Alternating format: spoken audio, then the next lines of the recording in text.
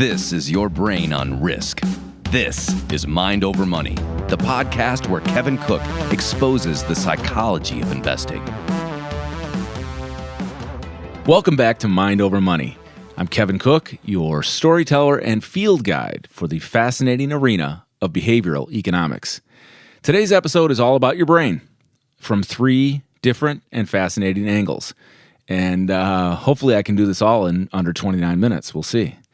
First, I want to share with you a lesson I used to teach beginning and intermediate traders about their perception and their assumptions, and stuff that would get them in trouble if they didn't learn this. Second, I'm going to talk about some of the exciting biotechnology companies doing breakthrough research in neurological and neurodegenerative disease.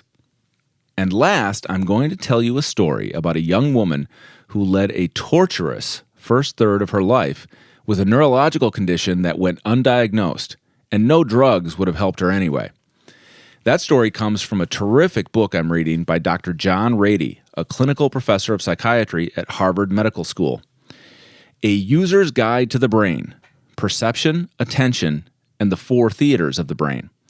Now, this book was actually written, I believe, in 2001, and I've had it for a while, but I finally got around to reading it, and it's such a treat because, here's a high-level professor of neurology who can speak in plain English. In fact, that's the reviews are like from the New Yorker magazine, an introduction to neuroscience which sticks to a man-on-the-street vocabulary. And what else he does so well is he tells stories. And so that's why I'm going to read you one of his stories. If you're curious what his 4 theaters of the brain are, I'll tell you right now. The first theater is perception. The second theater is attention, consciousness, and cognition. So, a lot of internal things going on as we're processing what we perceived. The third theater is brain function. So that gets, down to a lot of autonomous functions and automatic things that go on as our brain regulates the body and behavior. And then the fourth theater is identity and behavior. And what Rady does so well too is, he's trying to tell the story of your brain in terms of, so many things are going on at once, right? It's like a multimedia experience, several different things operating at the same time. And what's cool about that for me is that that's exactly what I used to try and teach traders back in the early 2000s when I was doing it, because I'd read about some of the brain science and then also looked at the behavioral finance stuff, like where the social scientists would study people making decisions about money and risk. And so that's looking at our behavior from the outside in. And my conclusion was, hey, your brain wasn't made to trade, because your brain was made to function in, an environment 100,000 years ago where you had to respond to danger and getting food and finding a mate and that sort of thing. And our brains, when we stare at a screen where we watch our money moving quickly, we don't always make the best decisions. In fact, 95% of people, probably 98% of people, are not cut out to be a short-term trader. But since I learned it, then I wanted to teach this to traders. And so I would start out with the premise, hey, your brain wasn't made to trade, but so here's how you have to train your brain to be able to do it. And the things that I focused on, I had 3 pillars that I focused on. One, you need to have basic probability mechanics internalized. You have to understand probability on a mathematical level, and then you have to apply it, like why you don't buy lottery tickets, and then how to handle the risk of any given trade. The second pillar was systems. Not just having a plan for a trade, but also how do you make a trade selection? How do you manage the risk? And what do you do repeatedly? Because it's what you do consistently every day, day in and day out, over a year that makes you a profitable trader or not. And then the third pillar was psychology, because so I had this theory that you have a multi-mind. There are things going on. We could talk about the basic structure of your triune brain, where you have this reptilian brain down below controlling all sorts of automatic functions and responding to danger, and then all the way up at the top is the your frontal cortex and your consciousness, your identity, decision-making, planning, forward thinking. But But in between that, there's emotions tied in there, and emotions are tied to memory. And, they can do brain scans and find that, different parts of your brain light up when you're solving different types of problems, and it's related to emotion and memory. So you have this extremely complex brain going on. You think you have this, unified identity and who you are and how you make decisions and your personality, but there are often things going on that, and it's where self-sabotage comes from, or, mood swings, that kind of thing. So one of the stories that I used to use to teach traders about how important it was to get a grip on their brain, so to speak, was one that I called assumption and perception. And my example was driving down the highway in your car. One of the most common accidents is somebody who turns into your lane without looking, or you turn into their lane. And it's often a terrible accident if, two cars collide on the highway and people lose control and freak out. It can cause bigger problems. But so when you think about what are you supposed to do when you're driving down the highway and you're going to change lanes? Well, you're supposed to shoulder check. How many people really shoulder check? A lot of people don't, because they do two things. One, they're driving down the road and they have this sense of, I just went past that lane 5-10 seconds ago and it was empty, so it's safe to assume that there's nothing there now. And so they might just do a check in their side mirror or even their rearview mirror, and I don't see anything, and they turn into the lane and they hit somebody in their blind spot, or they almost hit somebody. So that's a big assumption, right? I was just there, I just went by there, and there wasn't a car there, so why would there be one there now? And then, so that's the assumption part that gets you in trouble. And then the perception part is, okay, let's say you do a shoulder check. You look over your shoulder before you make a left hand or right hand lane change, and you don't see anything. But and so you go ahead and turn, and then you still end up having a near accident. Why is that? Because somebody was in your blind spot, and you trusted one glance of your perception. So what I taught myself to do a long time ago is you do two. Because why should I trust my perception that what I thought I saw was what was really there, and is it worth my life or my family's life in the car?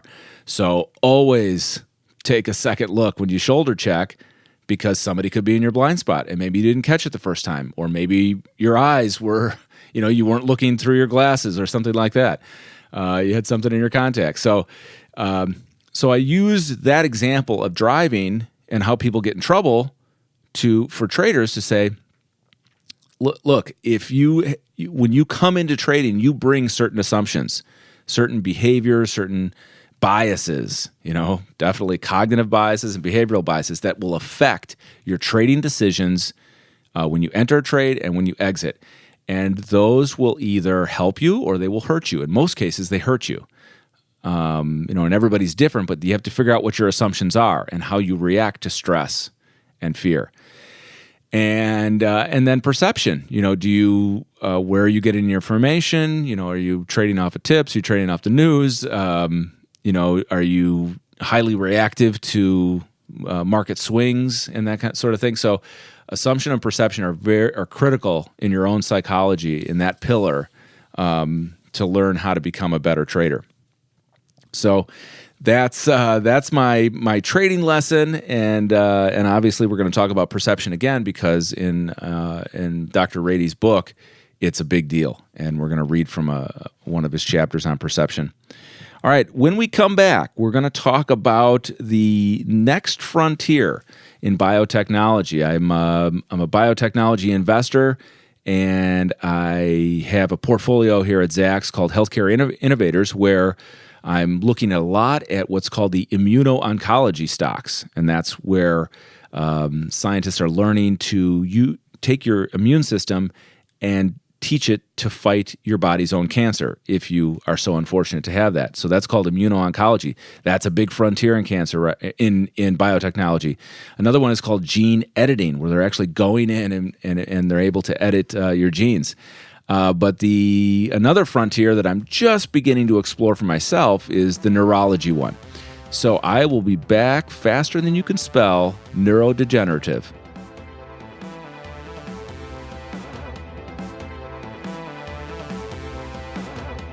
All right, we're back, and we're going to talk about neurology and the frontiers of science right now. A large biotech company here in the United States is called Biogen, and the symbol is BIIB.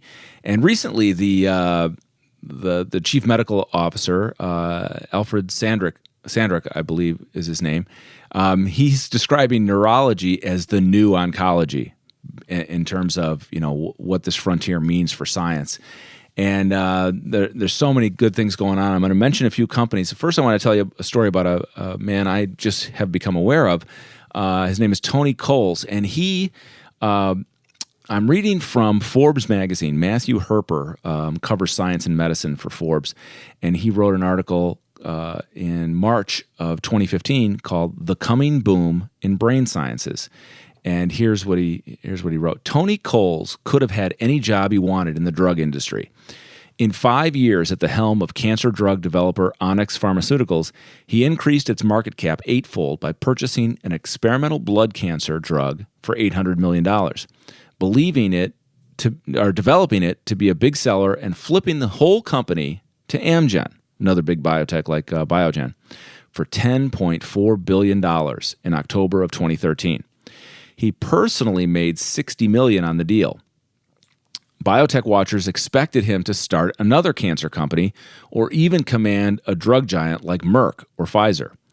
Instead, Coles, at the age of 54, is using his own money, and this is in late 2014, early 2015, using his own money to build a Cambridge, Massachusetts-based startup called Humanity. And that's humanity spelled with a Y at the beginning, that is using yeast, the microbes that help make bread and beer, to study how misfolded proteins in the brain cause Alzheimer's, Lou Gehrig's disease, and Parkinson's, and to create drugs based on that knowledge.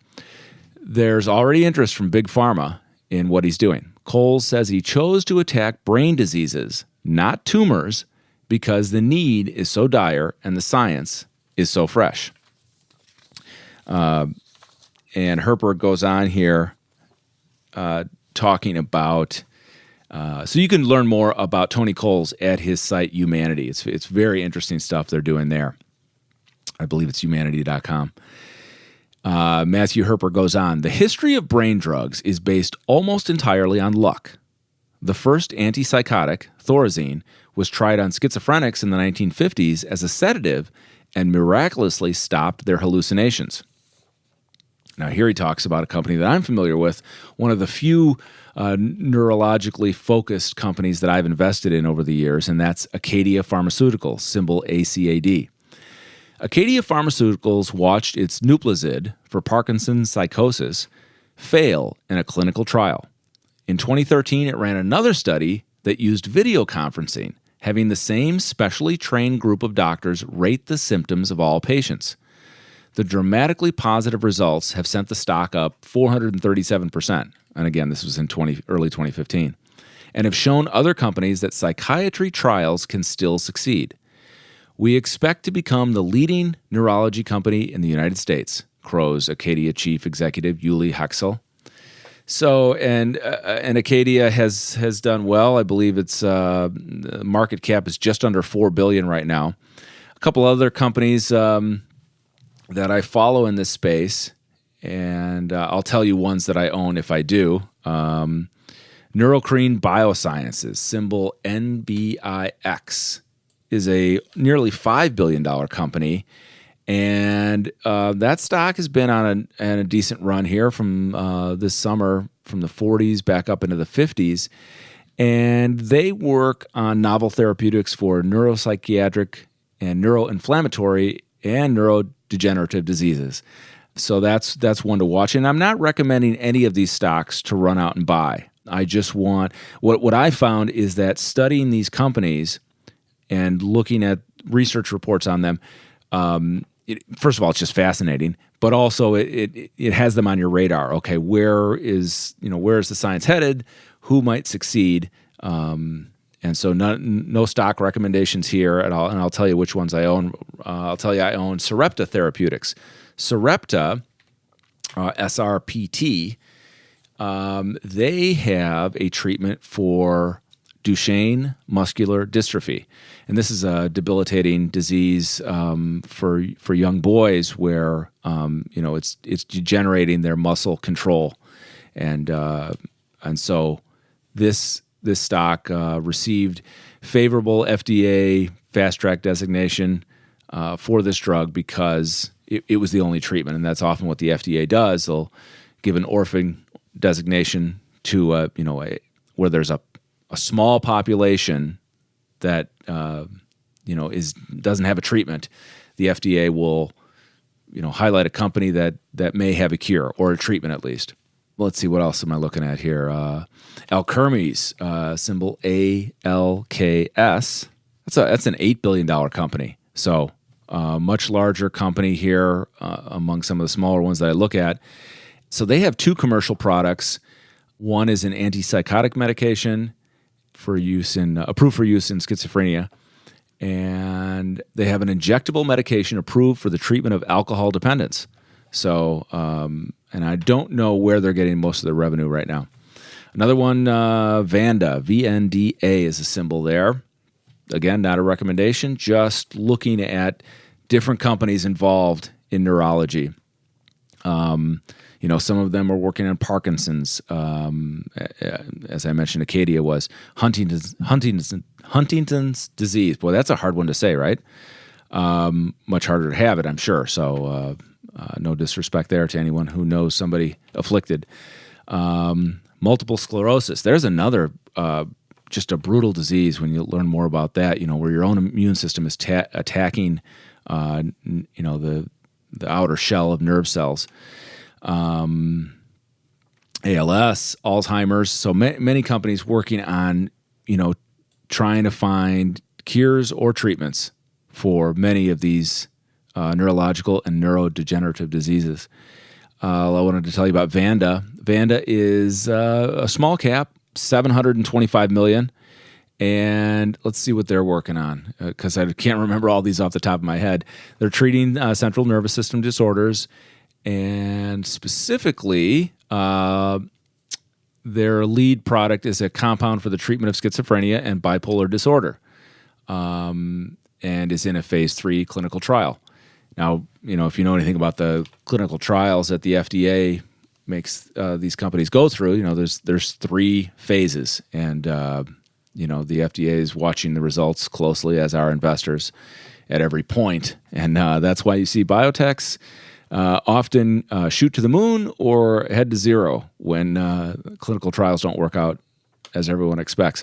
I think the last company I wanted to mention, Sage is a $3 billion neurologically focused company, and Accorda is another one I wanted to mention, symbol ACOR, because I just find what they're doing interesting. The stock is, the stock hasn't done that well. It's a $1 billion company, but their science is interesting. They're focused on MS patients, and so they had a drug that was approved in the U.S. in 2010 and in Europe in 2011. And now they're working on some other things in their pipeline. And many of these companies, they'll branch out and they'll go into different areas. So they're not all focused on neurology. But I think it's just fascinating studying any one of these individual companies and learning more about the science and what's possible.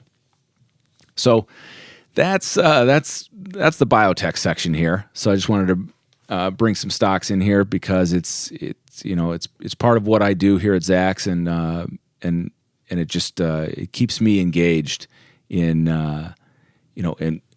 because when you think about it, these biotech companies don't go anywhere. They can't do the research without the funding, right? So that's money has to be invested in R&D, and it's expensive.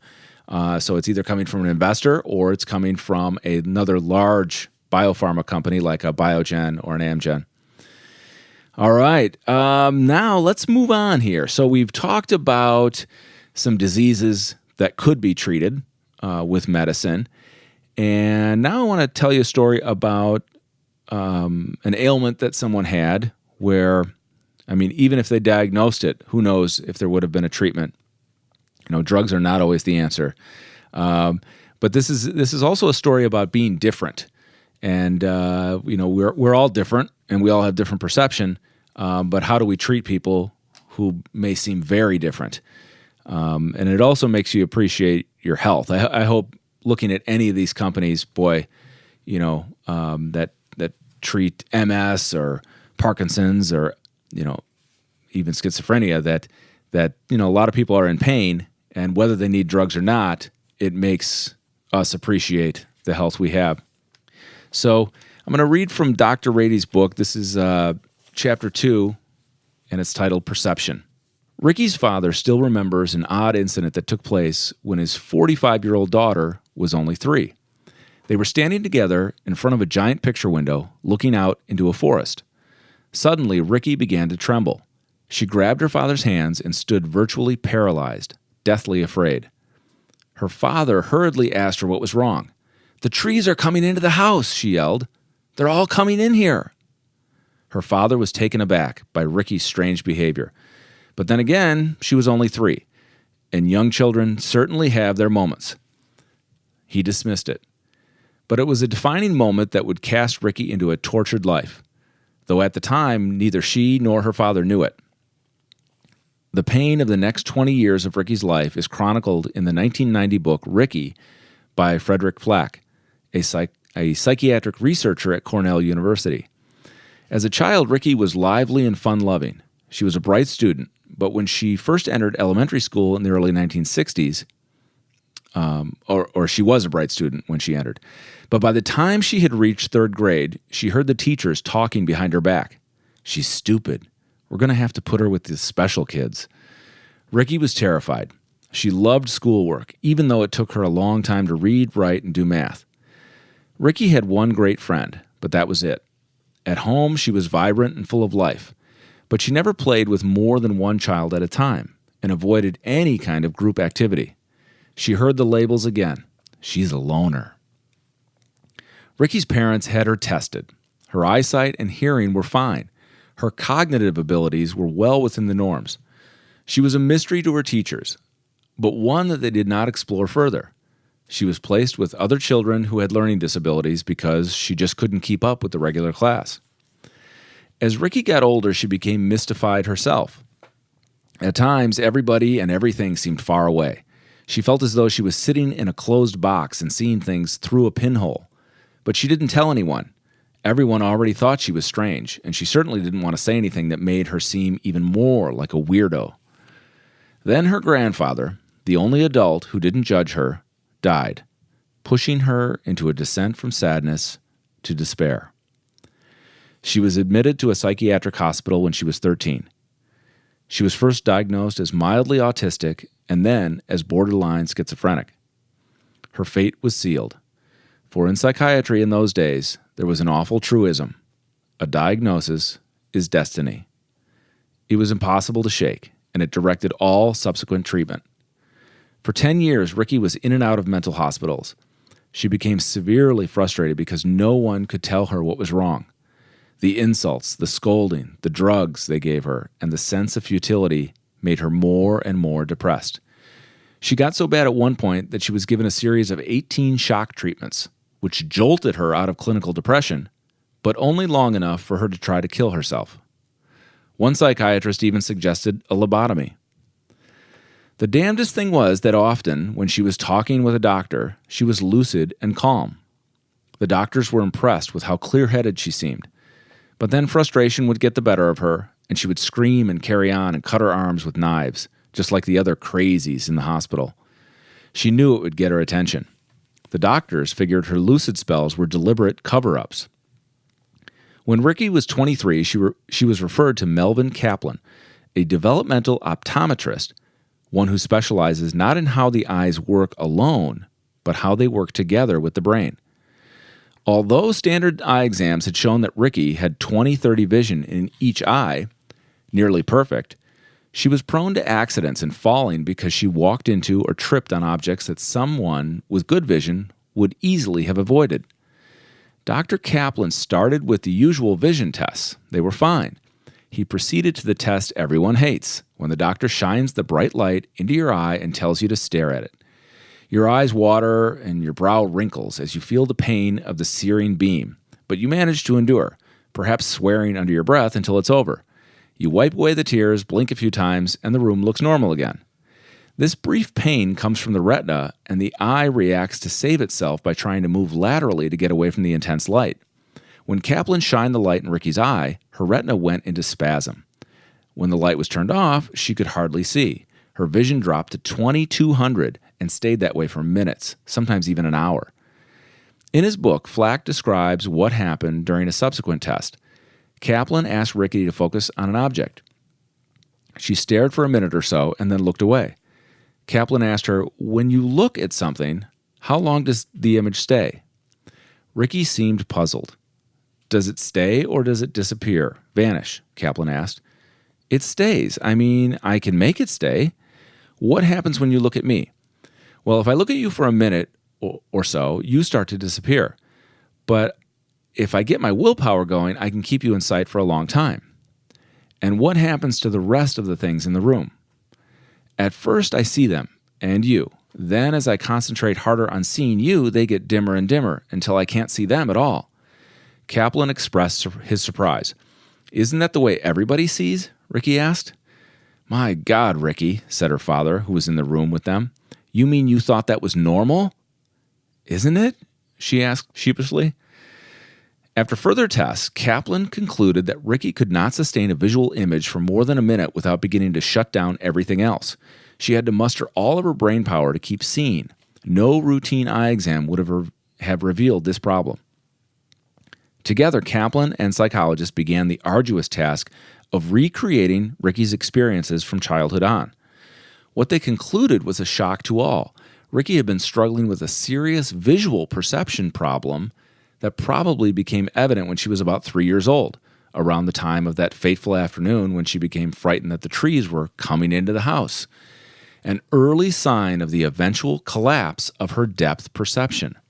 For 20 years, her entire childhood, adolescence, and young adulthood, Ricky endured an ever-worsening psychological fate at the hands of teachers, doctors, and even her parents, who had been too quick to interpret her early difficulty as psychological, not physical. Sadly, the early misdiagnosis snowballed, and Ricky, battered and isolated by it all, sank into real depression and paranoia. Ricky may well have had mood problems, but the terrible sequence of events that almost led to her suicide could have been avoided with the proper detection and understanding of what was initially a pure perception problem. When she was 3, Ricky saw the trees coming at her, but of course had no idea that she wasn't seeing correctly. As an older child, she didn't think her visual experiences were abnormal. When she was a teenager, she knew the world sometimes didn't look right, but didn't want to say anything about it because she was afraid of the consequences. On one occasion, she had complained to her psychiatrist that when she tried to read, the letters would suddenly crumble. He told her she was phobic, that she was a poor reader and was afraid to read because she knew she would fail. Ricky knew that if she objected more vehemently, she would be re-hospitalized, so she simply shut up. It is difficult to convey in words what things look like to Ricky. Looking through the peephole of an apartment door is a fair approximation. When she focused on an object in the distance, everything in her peripheral field of vision became empty. She got tunnel vision, and if she focused on a near object, the image only lasted for a short time, then fell apart. That's why Ricky had such trouble reading. She would look at the words in a book, and soon they would crumble, just fold and collapse on the page, melting into a black wash. If she tried to focus on the blackboard, the room would soon get dim. The teacher would start to appear farther away. She wasn't stupid or lazy. She literally couldn't see the words or the board. Of course, it took her forever to do her work, if she could do it at all. She wasn't a loner either. She loved people and friends, and yet because she could only focus on one object at a time, dealing with more than one person in front of her was confusing at best, and frightening enough that she never got involved in any group activity. When she was young, before becoming afraid of reprisal, wasn't Ricky smart enough to say, "Hey, I'm looking at the page and the letters are melting"? No, because she thought it was normal, just like kids who are dyslexic and see letters reversed. They think it's normal because they've always perceived things that way. Her brain got tired, just like all our brains do. She was doing a lot of mental work to hold it all together, and in times of stress, she lost it and the world flew apart for her. Her vision gave up. She thought it was normal to struggle to see and hold her visual field together, because this is what she had always known. She thought it was that way for everyone. Once she was properly diagnosed, Ricky started the long road to recovery. Dr. Kaplan was aware of the many studies showing that subjects who were fitted with a pair of glasses that turned everything in their visual field upside down and then discarded the glasses after wearing them for several hours would continue to see things upside down for another few hours before normal vision returned. After only several hours of distortion, their brains were already adapting to the new reality, and they held onto it for a while before reverting to what they had learned from the years before. Recent research shows that the visual brain can reorganize in small ways in as little as 30 minutes. Kaplan fitted Ricky with a special pair of glasses that enabled her to focus on an object for longer and longer periods of time, without the image breaking up or dragging her into tunnel vision. Her eyes, it must be remembered, were fine. The problem was her brain's interpretation of the images it was receiving. She had to train her brain with the glasses for months, tracing shapes and tracking moving objects more and more and for longer and longer periods, until it became used to the new imagery and could process her vision properly. After 6 months, Ricky's brain corrected itself, and she didn't need the glasses. She had trained her brain to see. However, the truly more difficult part of Ricky's recuperation was correcting the psychological problems she had developed owing to her failures and the stigma-driven abuse she had suffered. After 2 decades of learning that people were cruel and could not be trusted, it took her years to reverse her depression and improve her social skills permanently. Not until she was 40 was Ricky able to feel normal. But she succeeded. She went to work as a rehabilitation counselor for people recovering from mental illness. She got married, had a baby, and then twins. Her comeback is a brilliant success. At one point, however, Ricky nearly lost it all. When she began a job and moved out on her own, her vision suddenly collapsed. She panicked, horrified that all her problems would come flooding back. She was readmitted to the hospital, calmed down, trained with her glasses again, recovered quickly, and never again returned to the psychiatric halls. The episode taught Ricky and her doctors a vital lesson. Stress can shut down her visual system. When I am under a lot of stress, Ricky says in the Flack book, whether because of car payments or a nasty virus, my vision can go on me just like that. Since that first anxious experience, however, she has learned how to cope. Now I don't panic. I shut my eyes, go to sleep for a while, or put on my special glasses, and it passes. I know that it will go away. Ricky has recovered not only visually, but psychologically as well. She knows now that life is not so uncertain and that she can indeed count on people. Unfortunately, there are other Rickies in the world who have perception problems that have not been diagnosed. There are still others who have actually discovered their peculiar perception problem and had it corrected, but have not been able to rebound psychologically or socially after years of insult from the world around them. Ricky's Odyssey shows that perception is much more than simply sensing stimuli from the outside world. It is a huge factor in personality development. Even the smallest perception problem can lead to a cascade of changes in a person's psychological life. Abnormal perception can corrupt a person's experience. If perception distorts our picture of the world, everything that lies downstream from the senses can cause eventual brain dysfunction. Sometimes no amount of effort can help a child or an adult with an undiagnosed perceptual problem to learn what he or she needs to do to keep up with peers. And the person's vulnerable sense of self is damaged forever. Ricky's rehabilitation with the special glasses shows that ongoing perception affects the very fabric of the brain. The brain is shaped by the perceptions it experiences. So we may be able to get our brains into better shape by becoming aware of what and how we perceive. The even bigger lesson is that all of us as people should not be so quick to label others as psychologically troubled because their difficulties could be the result of physical problems. Every Psychology 101 course begins with a chapter on perception. which usually mystifies freshmen. Why study how information enters the mind, they wonder, when we are really interested in what happens to it afterward? The young, introspective, answer-seeking students in search of self-discovery get pretty turned off by lectures about pigeons and rats' vision or hearing. Instructors even apologize for having to teach perception in the first place and ask students to be patient while they rush through it so they can get to the good stuff of psychology like Freud and sex, drugs, and rock and roll. It is unfortunate that so many instructors fail to tell students why they need to know about perception, why it is essential for a deeper understanding of ourselves. The plain fact is the way information enters the brain affects its final state as much as any other step in cognition. And that was from John Rady's book, A User's Guide to the Brain, Perception, Attention, and the Four Theaters of the Brain. I hope you enjoyed this discussion of perception and looking at the brain from a few different angles. And this is a common topic for me, one I'll always come back to, as well as the biotechnology stocks. Remember, don't go out and buy any of those. Just learn about them. All right, thanks for joining me once again in Mind Over Money.